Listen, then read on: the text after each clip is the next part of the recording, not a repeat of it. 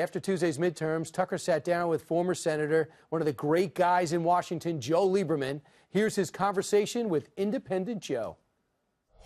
Senator, thanks a lot for joining us tonight. I'm delighted, Tucker. Good to be back with you. Thank you. So as the results were coming in last night, and it was clear that the Democrats were going to retake the House of Representatives as predicted, MSNBC announced that one of the top priorities of the incoming controlling party would be to obtain Donald Trump's tax returns. Do you think that's the mandate of this election?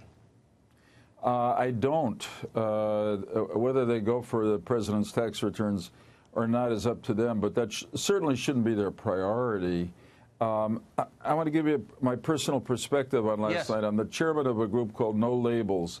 We've been working to encourage bipartisanship in Congress. And this year, for the first time, we actually got into campaigns of people who were part of what we call the Problem Solvers Caucus. We raised over $15 million. We supported 28 candidates, 14 Republicans, 14 Democrats, and members of the Problem Solvers Caucus. 23 of them won. And the Democrats who won, which I think is why the Democrats now control the House, were actually more moderate, independent-minded problem solvers. So I don't think they're going to go to Congress to get President Trump's tax returns. I think they're going to go to try to get something done for their constituents and their country. So, and I think all of us hope that that happens. Yes. But it does raise the question, who's in charge of the Democratic Party? So is that caucus bigger than the Alexandria Ocasio-Cortez caucus, which is substantial? I don't know how many. I don't think there are many people who are exactly where Congresswoman-elect Ocasio-Cortez is, really a self-proclaimed socialist. I think weak on foreign policy and defense policy, basically wants the government to take over a lot of the economy.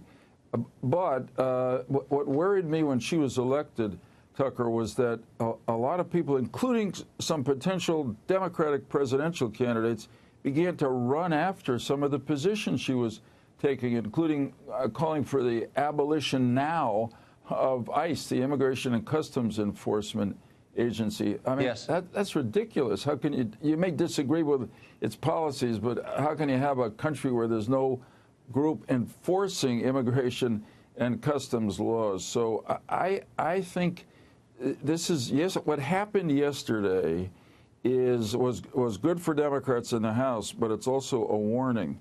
I think they regained the majority by running more moderate candidates in suburbs. And moderate Democrats actually lost in the Senate, and that showed, I think, some strength in President Trump, who worked hard to defeat a lot of those moderate Democrats. So there's good news and bad news and warnings for both parties here. And the last thing the Democratic Party should do, if it wants to have a chance to win the presidential election in 2020, is to follow after Congresswoman-elect Ocasio-Cortez. There's just not many people who believe that in America, thank God.